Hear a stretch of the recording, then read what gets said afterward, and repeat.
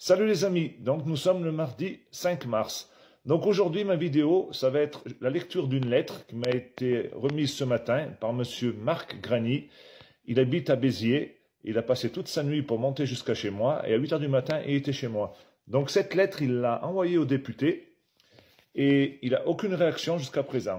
Donc il m'a demandé si je voulais bien de venir en son aide et de lui lire ce courrier. Donc ce que je vais vous faire... tenez-vous bien, soyez bien assis parce que c'est juste incroyable. Donc j'y vais. Lettre d'information à tous les députés. Madame la Présidente, Monsieur le Président du groupe, je vous remercie par avance de bien vouloir faire suivre ce courrier à tous les députés de votre groupe. Je m'appelle Marc Granier et suis un ancien motard de l'escorte présidentielle à la CRS numéro 1 de 1982 à 2017. J'ai escorté les présidents Mitterrand, Chirac, Sarkozy et Hollande. Tout s'est arrêté du jour au lendemain, le 5 mars 2014, lorsque le commandant de la CRS numéro 1, M. Pascal Billot, accompagné de 3 faux témoins, le capitaine Olivier Desmaisons, le brigadier-chef Cyril Henguenot et le gardien de la paix Michael Bérard, m'ont déclaré malade psychique. Par la suite, j'ai fait une vidéo que j'ai postée sur Internet le 2 mai 2018 où je raconte ce qu'il m'est arrivé dans la police. Cette vidéo est encore visible, vidéo Marc Granier CRS. Le lendemain de cette vidéo, 10 policiers sont venus m'interpeller sur le circuit moto Carole. Il était aux environs de 19 h.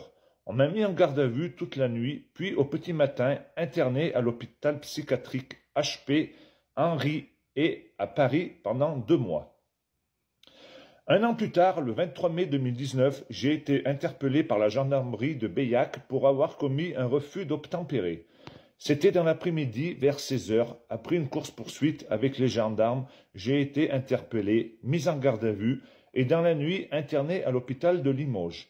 Puis, 4 jours plus tard, transféré à l'hôpital psychiatrique sur ordre du préfet d'Angoulême, puis, un mois plus tard, transféré à l'hôpital psychiatrique de Béziers.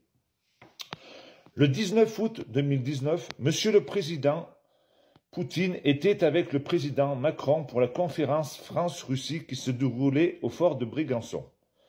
Monsieur le Président Poutine a demandé au président Macron que je puisse sortir de l'hôpital de Béziers, ce qui a été fait.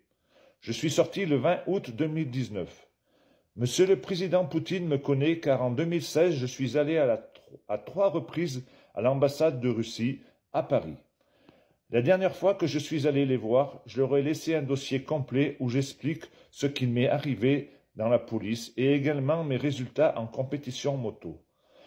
Dans l'ambassade, la personne avec qui je parlais m'a demandé « Que devons-nous faire ?» Je lui ai répondu « Dès que je serai mort, que ce soit par accident, maladie ou suicide, peu importe, dites au monde entier ce que la France, mère, patrie des droits de l'homme, m'a fait subir. » Il m'a répondu « Nous avons compris ».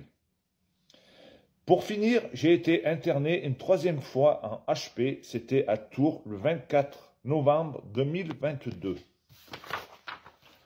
J'ai été agressé par 4 policiers du commissariat de Tours.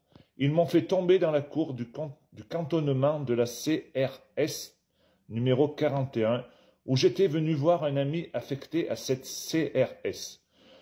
Une fois à terre, ils m'ont mis les menottes, ils ont serré tellement fort que mes poignets ont saigné. Puis m'ont amené à l'hôpital psychiatrique où je suis resté 46 jours.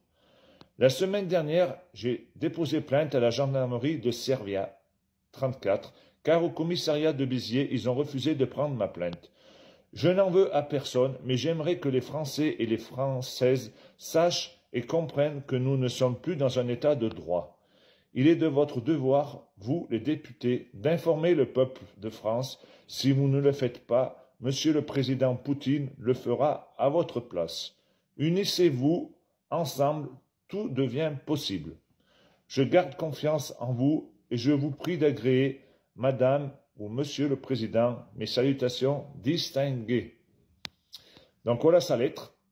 Je pourrais rajouter qu'il a pris des balles perdues, qu'il y a eu plusieurs attentats contre lui et qu'il est toujours là parce qu'il a la foi, il a la croyance en lui et il est passé entre les gouttes, entre les balles. Voilà. À bon entendeur, salut. Merci. Et n'oubliez pas, ce soir sur TVADP, où j'y serai pour présenter un super projet avec Christine de Viégeancourt. Merci à vous.